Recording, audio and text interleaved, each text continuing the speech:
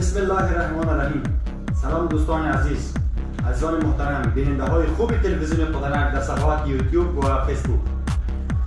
عزیزان محترم، برنامه ما کمتر اما جالبتر است. امروز ما با مهمان ویژه استاد جمشید نعیمی فریستایلر افغانستان هستیم. مهمان ویژه ما است و تمرینات ایشان را میبینیم و میبینیم که چه قسم تمرین میکند و کارش چی است و چند سالگی به این فریستایلر رو آورده و این کار را میکند.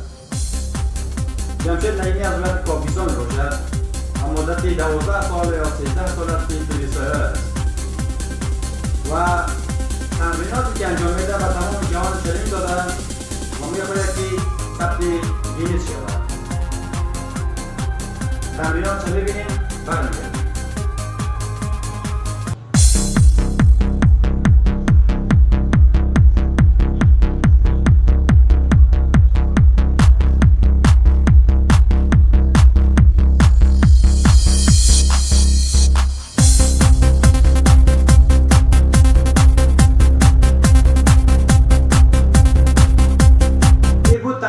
خوبی جمشید نعیمی فریستایلر و میریم روی پیام خود جمشید نعیمی که به تلویزیون خودنک فرستاده و با هم میشنویم. سلام، عرض ادب به تمام دوستان و کارمندان عزیز تلویزیون خودنک.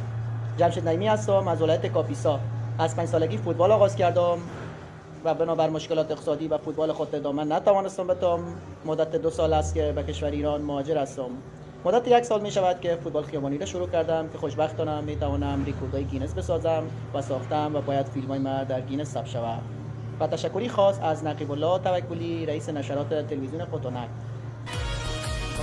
جمشید نعیمی بود فریستایلر افغانستان در بندرعباس ایران. بیشتر من روی تمرینات هیجان انگیز جمشید نعیمی.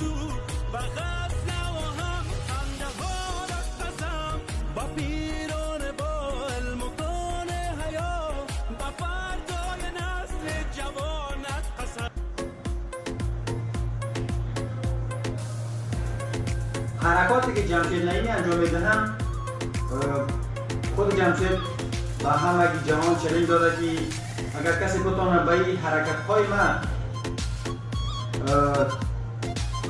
حرکتایی که من انجام میدم یعنی کسی دیگه انجام بده چالش داده به همه جهان، به صفحات یوتیوب، صفحات فیسبوک، به همه جهان چالش داده، یعنی بی‌نظیر حرکت‌های انجام میده.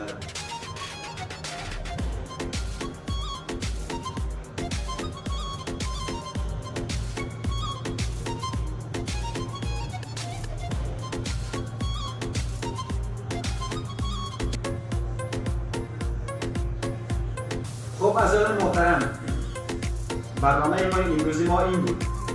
فریستایلر جمشید نعیمی، دوست و عزیز ما از ولایت کاپیسا، سکونت فعلی بندرعباس ایران.